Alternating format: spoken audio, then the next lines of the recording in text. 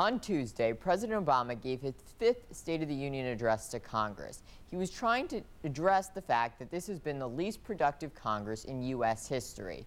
In order to do that, the president focused on executive actions that he can enact without Congress's help in order to continue to move his legislation forward. Joining me today is Emily Roznowski, who's the Executive Director of the University of Chicago Democrats. So, Emily, I want to first ask you about President Obama's State of the Union address. Has he seemed to lose his ambition? He didn't seem to have many new proposals in this speech, as opposed to years past when he talked about gun control and Wall Street reform and sort of other actions that seem to have much further, bigger implications. You know, I think that the big phrase that everyone has been using has been playing it safe, and I think that that's really a good descriptor of the speech. You know, it wasn't one of his best, but it was perfectly fine. He played it safe.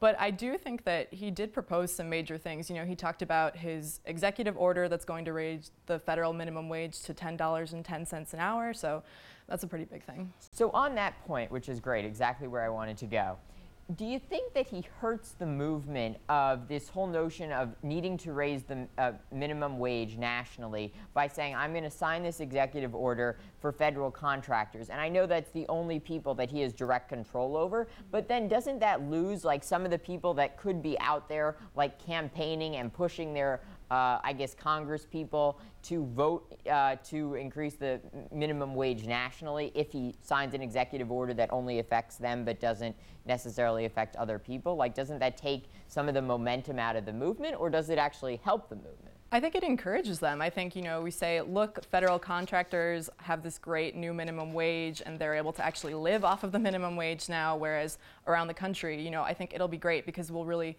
be able to compare as we work to raise the minimum wage, you know, how federal contractors are doing versus how people on $7.25 an hour minimum wage is doing. So you can sort of compare the differences. Yeah. So one issue that got bipartisan applause, which is very rare for State of the Union addresses, as you know, is when President Obama talked about immigration reform. And so we saw both sides of the aisle stand up, applaud this action.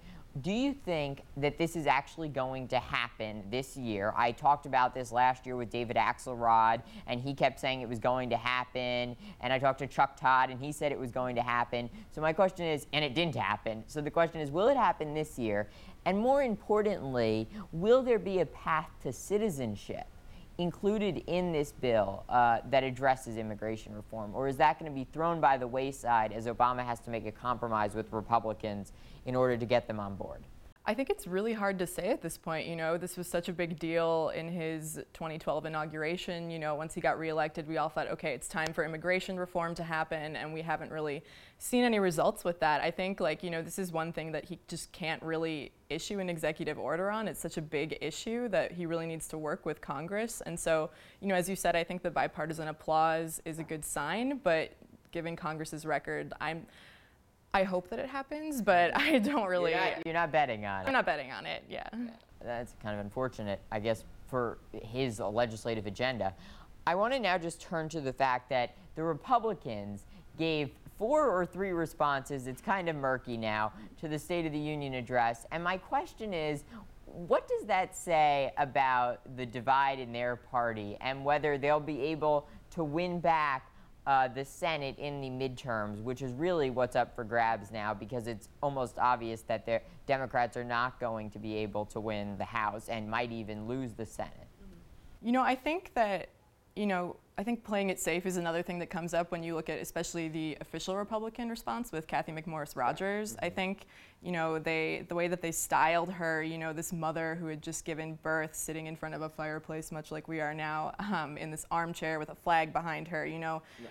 They were just trying to make her seem like this like ideal image of Republican motherhood and say, look, like, we like women too. But I don't really think that she said much of anything, you know. Not a lot of unity. Right. I think that Obama kept challenging the Republicans during his speech to come up with a better option, like specifically with Obamacare. But I don't think that they were really able to offer anything in any of the responses. Okay, and finally, so this was all the State of the Union coverage. One other big issue this week was Governor Christie. And I know you're a Democrat, but I think that it's important to ask you, what do you make of all these Bridgegate scandals? And it seems like this continued revelation day after day.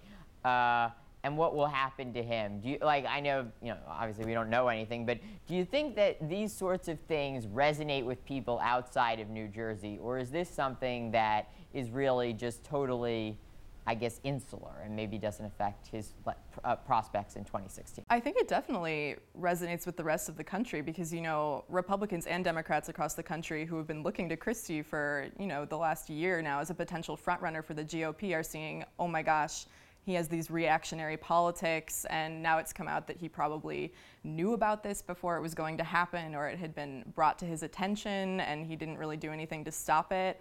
I don't know if this necessarily means that he's completely out for 2016. I think that... But it certainly hits at his credibility as a reformer. Absolutely, and I think that, if this was happening if this year was 2016, I think then that would be a different situation, but we'll just have to see how well people's memory holds.